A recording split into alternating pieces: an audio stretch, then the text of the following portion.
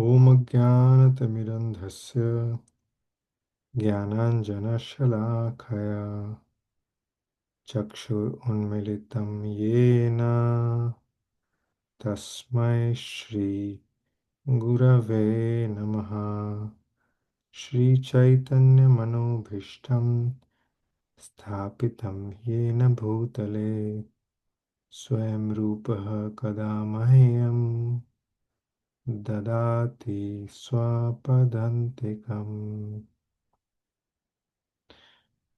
नमो ॐ विष्णुपादाय कृष्णपृष्ठाय भूतले श्रीमते भक्तिवेदान्त स्वामिन् इति नामिने।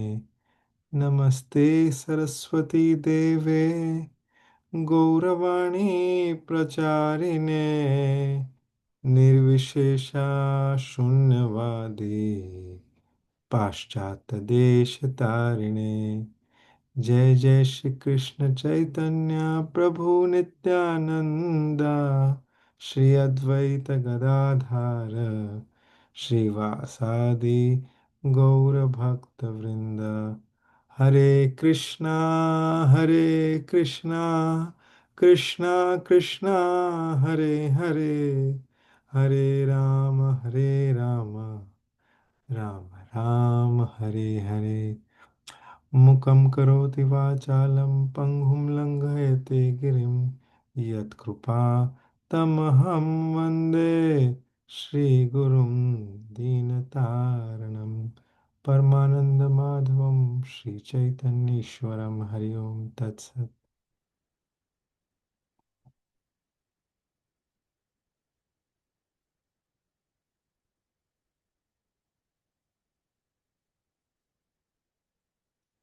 नष्टप्रायेषु भद्रेषु नित्यं भागवत सेवया Bhagwati उत्तमश्लोके भक्तिर्भवति नैष्टिकी।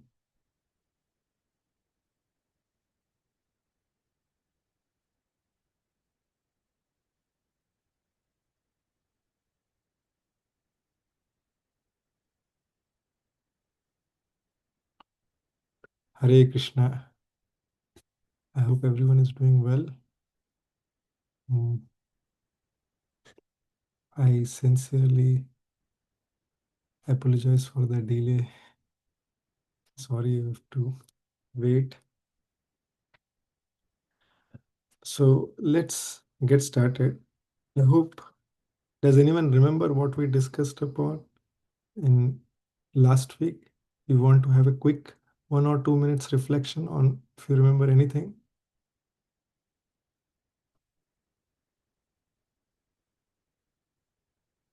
No, question is on, on all of you to tell me. Okay, so what I would recommend is once after the class, right? I would suggest you to hear the class again and make notes. Like, okay, what are the takeaway from this particular class? That way, what will happen is you will remember it. Um, in course of time, what will happen is if you are able to remember some portions of the class, then in that case, you will be able to assimilate this like in due course of time. When when you are able to remember whatever you are able to remember, what is the takeaway from that? Because what will happen is as we keep moving forward, there will be some foundations that will be there, and the next set of classes will be on top of that particular foundation. So, so it will be helpful as we keep moving. Also, in bhakti, there are 9 stages. Um, as we as we keep um, there are 9 processes to engage in bhakti, and it starts with the top three are Shravana, Kirtana, Smaranam, Vishnu Smaranam. So first is Shravan. It starts with hearing. Kirtan is like okay, that One is that japa or the kirtan that we do. The other is when we do kirtan of Krishna from our mouth. Okay, so whatever we have heard, we repeat it to others. When we do this one and two, right, then what will happen is we will have smaran, we'll have remembrance of Krishna. So many, many times, like some of us have questions like, okay, how is it that we are going to remember like all of these, right? So the best way to remember is if we share with others. Excuse me.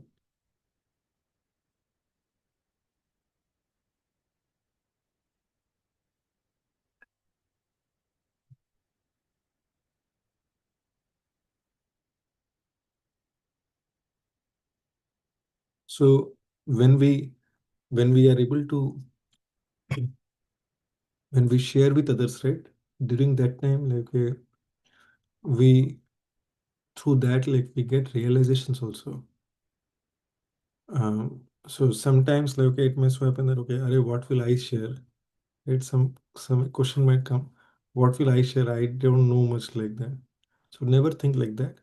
So that is why best way is we should hear these classes and we should make notes and whatever we have understood, right? We should try to share with others. See, many times like we have phone calls, right? We have phone calls with others. So maybe family or someone. And we should think, okay, which among these can I share? Tick this one. Let me share this. And it starts like that. And when we start talking about Krishna, then what happens? It is by the potency of Krishna, by the mercy of Krishna, then we also feel an inner joy. And then we start sharing more and more about Krishna. When we, it is like this that when we when we use our tongue for Krishna, this Srila Prabhupada says the um, the surrender, our surrenders begins with the tongue because this tongue is most effective. Where what happens first is the intake happens from tongue. We want to eat something, right? So many eat some things which are prohibited, and the prohibited items could be like okay, any it could be non-vegetarian items, it could be any alcoholic drink, and it could be anything that is not offered to Krishna also. Anything that is not offered to Krishna when we see like ah this is good, let me have it. So that means like okay, what happens? Our tongue is not surrendered. Okay, and because our tongue is not surrendered, what will happen is when we sometimes we speak, right? The glories of Krishna will not come from us. Okay, when we surrender, the surrender begins with the tongue, and in the line of the tongue, we have like the belly is there next. Because if nothing goes in like in that belly, then in that case, the belly will be uh, uh, obviously when so the tongue is surrendered, then the belly will be fine. And in that same line comes genitals. Okay, so this three, like our acharya say, these three are in the line actually. So, but the beginning starts from the tongue. So why is it said like these three are in line? Because whatever we eat, right, that is what our consciousness comes in. That is the consciousness with which something is prepared. Like, okay, it starts getting into our mind, and it is there. It is very strong when we slowly when we continue to have prasad like, okay for a period of time, and when we cook with love for the Lord, then we can see the difference that when we suddenly go out of prasad. Okay, so we were at, does anyone remember which verse we were at?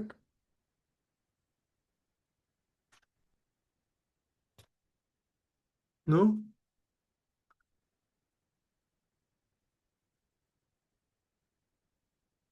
we were at 52nd verse of the second chapter. I think I should have a quiz from next time. 5 questions. So, so that, and there'll be a score. So because it is important, see, like as we move forward in the Bhagavad Gita, right, it is very important that whatever has been discussed is assimilated. Because as we keep moving forward, if none of the past ones are there, then in that case what will happen is we will miss out, like in future we may not, the fundamental blocks will not be understood, like because if we say, see, Bhagavad Gita has 18 chapters. Like first 6 chapters talk about the karma, last 6 chapters talk about the gyan, and in the middle there is 6 chapters of bhakti. Bhakti is sandwiched between these two. So the real essence comes in the in between. Okay, so let me go ahead and share my screen.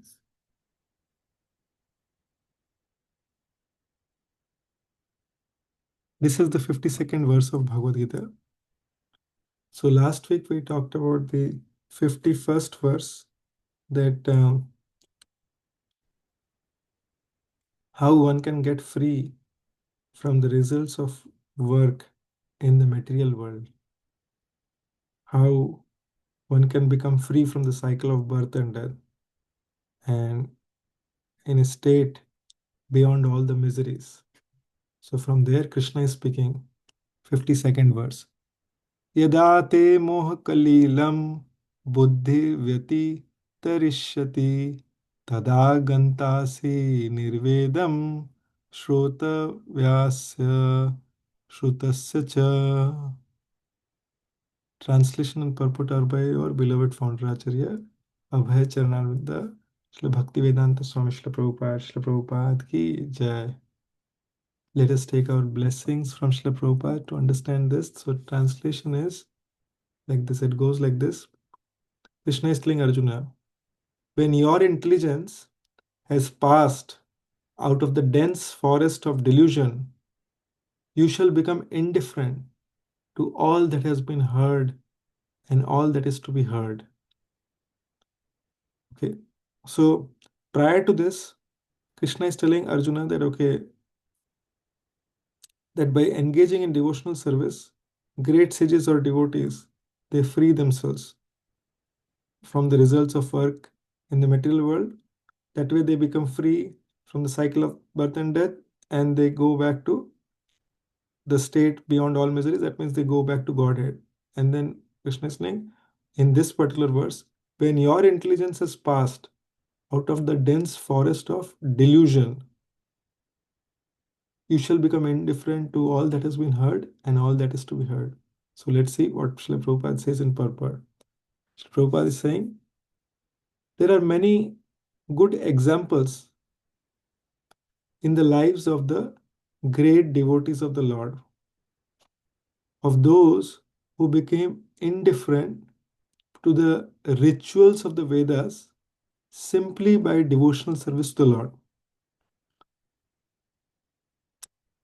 So I'll break this statement. The statement is longer, but try to hear this very carefully. There are many good examples in the life of the great devotees of the Lord, of those who became indifferent to the rituals of the Vedas simply by devotional service to the Lord. When a person factually understands Krishna and his relationship with Krishna, he naturally becomes completely indifferent to the rituals of fruitive activities, even though an experienced Brahmana. So I'll stop here. And so, what Krishna is saying is, he's making a very, very important point. He's talking about the rituals, right? Like many of us know, right? There are people who are very ritualistic in nature. They are Brahmanas. Um, they they have a lot of rituals in place, and they're very particular, like with all the rituals. Have you have you come across such people, like, okay, who are very ritualistic, right? So what Krishna is saying is, Krishna is telling us the position of these kind of people who are very ritualistic. So there are many good examples in the lives of great devotees. So they were earlier ritualistic, and then simply by devotional service to the Lord, they became indifferent. Like they do not care about these rituals. Okay. And why did it happen? Because once a person actually understood what is uh, like what is Krishna, like once he understands who Krishna is, what is our relationship with him, how can we serve him, and what is the end goal of this, that that person, like the devotee, naturally becomes, he does not really care about this day-to-day rituals. Like that person may be an experienced Brahman earlier, but he does not have those interest in those rituals. What are these kind of rituals?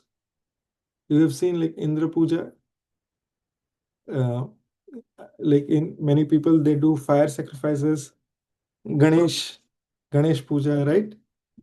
These are by rituals, these are the rituals of the Vedas which are being referred here. They are generally being done for benefit. Okay, some benefit which are assigned for like whoever is doing this puja. For example, like, okay, I was telling, right, like, okay, Ganesh Puja or Lakshmi Puja. So Lakshmi Puja, you know, like, okay, um, during Diwali, many businessmen they do this. They call it like, okay, the book of accounts puja. It is called Chopra Puja. Have you heard that? Yeah. So they do this. Then there is the puja of Mother Kali, and it is called like, okay. Those who do that, they say, okay, this is Dhanam Dehi, Janam Dehi, Rupam Dehi, सब कुछ दे दो. दो means give me, give me, give me, give me. What is the objective of this? Give me all these things. The whole idea is fruitive. What I can get out of this. Just think about it. About thi- this kind of rituals where it are so business minded. If a father has a son and the son's only relationship with the father is what can I get out of that particular father? If this is the objective of the son, that person is just waiting like when can I get all the money that the father has? Is it good? I mean, the if you love the father will anyway give, right? So it is it's the person who loves, right? The person who loves does not care for what I am getting. That is why the definition of pure bhakti is अन्याभिलाषिता शून्यम ज्ञान कर्मादि अनावृतम. Anya abhilashita shunyam means there is no ulterior motive. I don't want anything. And it is above gyan and karma. I don't want gyan. I don't want this, like, right? This kind of thing. Like, I don't have any other, or any, no, nothing fruitive in nature. Gyan karma se upar. Anukulyena krishnanu शीलनम bhakti uttamam. Anukulyena krishnanu. It is always favorable to Krishna. So Krishna is saying like, okay, who is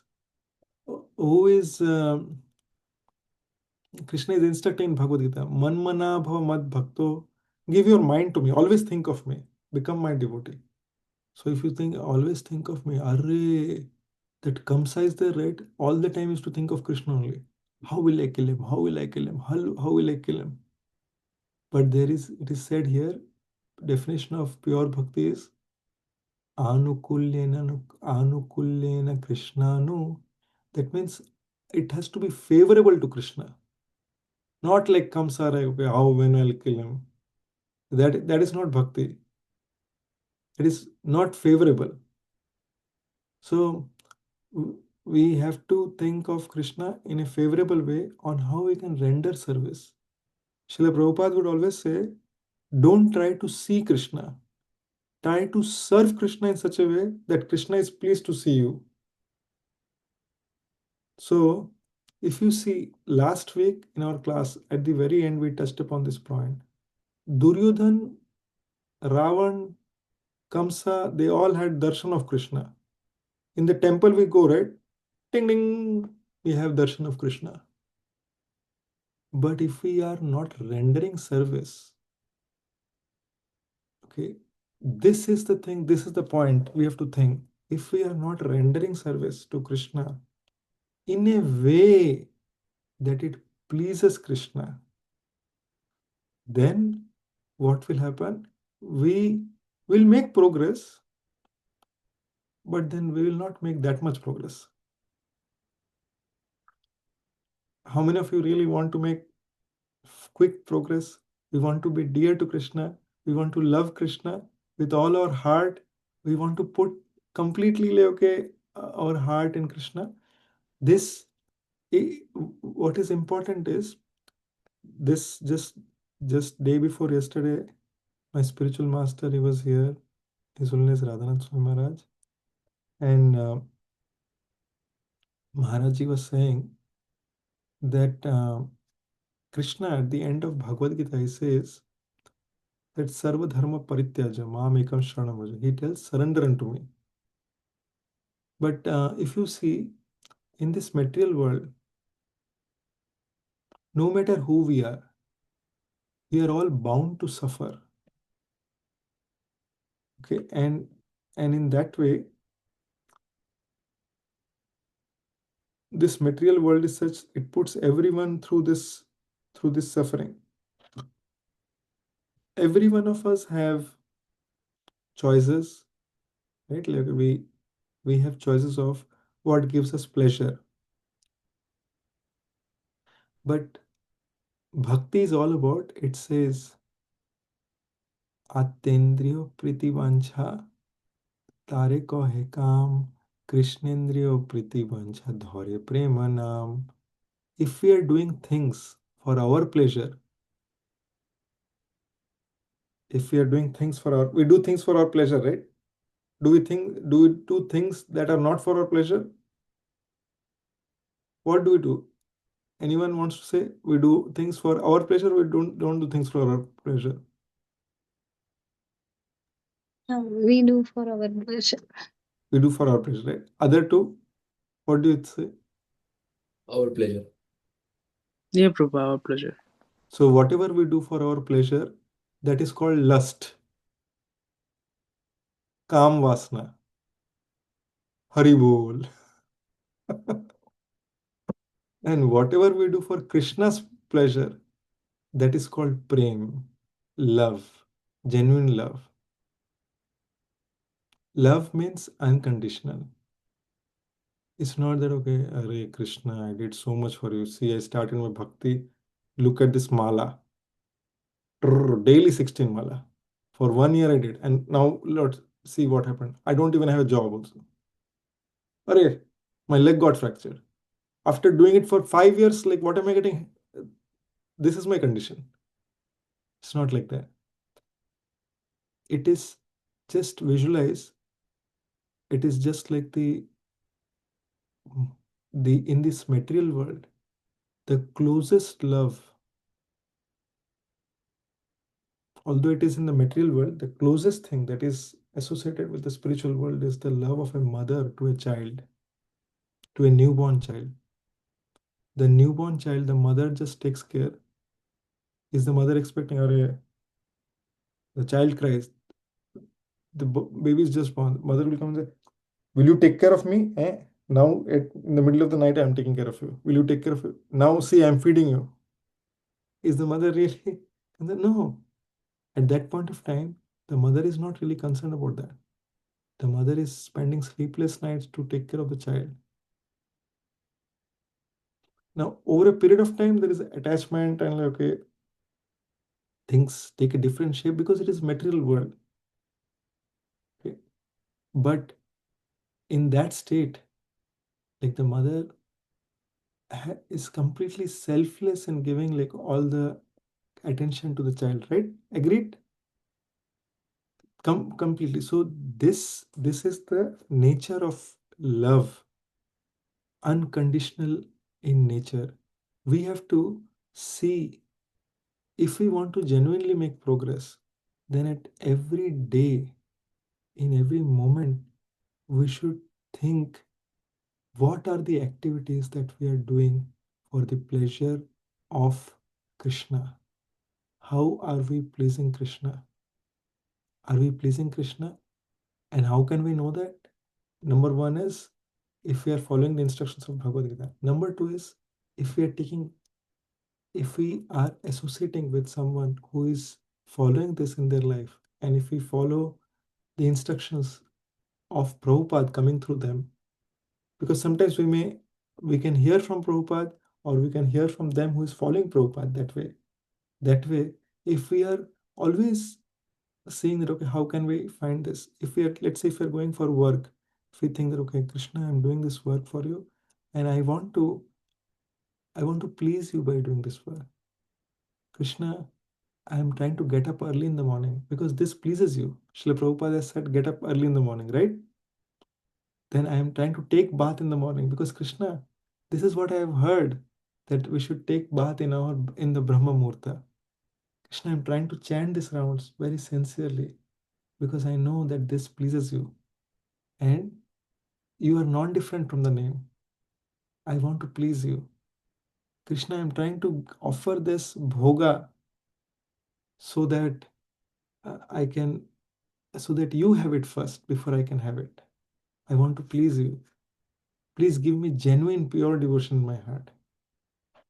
So, like this, at every moment, if we are contemplating on how we can connect with Krishna, then in that case, that will be most pleasing to Krishna.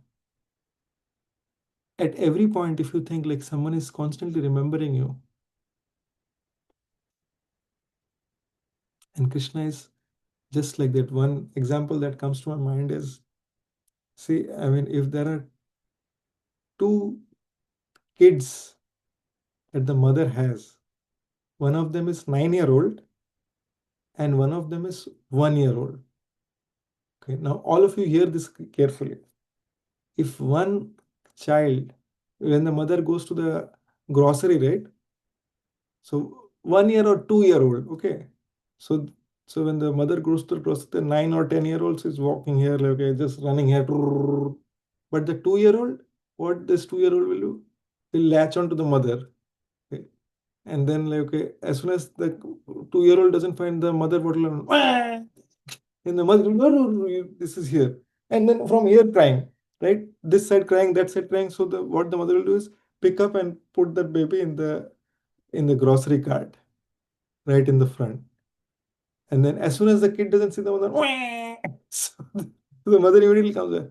And in such cases, you will see many cases, the mother, before the mother goes to the bathroom, the mother is very concerned. What will I do? Sometimes the mother takes the kid to the bathroom also. Have you observed like that? The mother will not leave that baby. Why? Because the baby is constantly remembering the mother. So, in very same analogy, if we are constantly remembering Krishna, then Krishna will not leave us. And how can we constantly remember Krishna? Hare Krishna, Krishna Krishna, Hare Hare, Hare Rama, Rama Rama, Hare Hare. This is our way to connect with Krishna. As soon as we chant this mantra, we are connected with Krishna. And when we are not chanting, then in that case, we are disconnected. So we may be chanting 16 rounds in the mala, but if our lips are constantly chanting this holy name, then in that case, we are constantly connected with Krishna.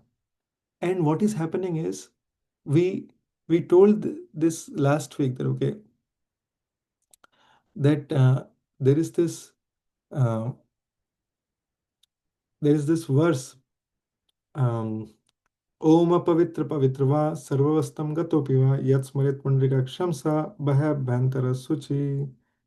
That is, whether we are pure or impure, or having passed through these various stages, one who remembers the Pundrikaksha, the lotus-eyed Lord Sri Krishna, what happens? Becomes purified. Baha Abhyantara Suchi, from internal and external. He becomes purified from outside and within. So we may not be able to do our deity services in the toilet, right? We cannot carry Bhagavad Gita in the toilet. But if we are, even if we are passing stool or urinating, or like we may be taking bath or whatever, or in the worst, uh, in any stage, if we are chanting, that we are connected with Krishna. It's as simple as that. And um, let's see.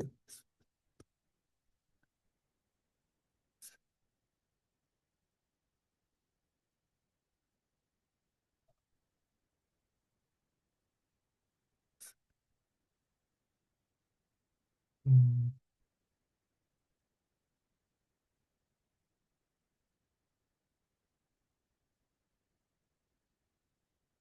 So Srila Madhavendra Puri, he says, I'll share the screen. Give me just one moment.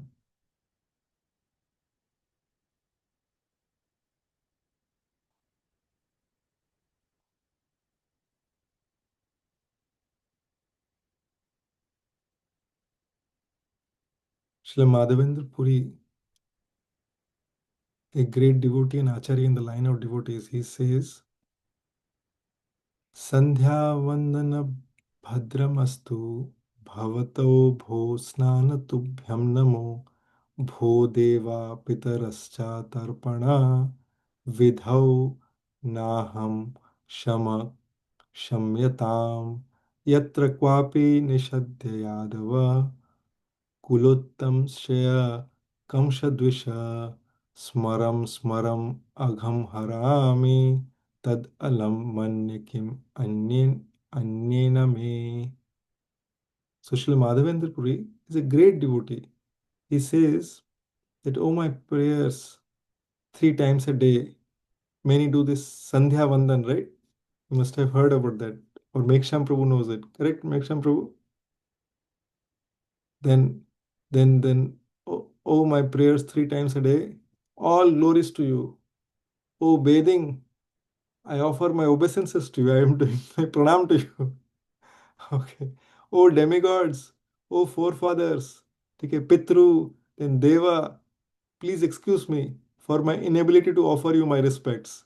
I'm not able to do any offering of respects to you, so please forgive me. Now, wherever I sit, I can remember the great descendant of the Yadu dynasty. And who is that? Krishna, the enemy of Kamsa. And just by remembering him, I can free myself from all sins and bondage. I think this is sufficient for me. Krishna, Hare Krishna, Krishna Krishna, Hare Hare, Hare Ram, Ram Ram, Hare. It is said that, okay, one who is chanting this mantra, right? That person, even if that person is born in the family of dog eaters, that person becomes eligible to chant uh, all the Vedic mantras just by chanting the Hare Krishna Maha Mantra. That person becomes eligible to do fire sacrifices just by chanting the Hare Krishna Maha Mantra. This Hare Krishna Maha Mantra is so, so potent. And then further, it is said the Vedic rites and rituals are imperative for neophytes. That means they're compulsory for those who are very low standards. Okay. Okay. For them, it is compulsory. And it comprises,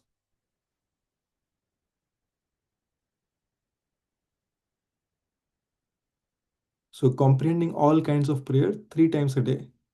all this different path. But when one is fully in Krishna consciousness and is engaged in his transcendental loving service, one becomes indifferent to all these regulative principles because he has attained perfection. So once one becomes fully Krishna consciousness, then it does not really matter. If one can reach the platform of understanding by service to the Supreme Lord Krishna, he has no longer to execute different types of penances and sacrifices as recommended in the revealed scriptures. And similarly, if one has not understood that the purpose of the Vedas is to reach Krishna and simply engages in the rituals, etc., then he is uselessly wasting time in such engagements.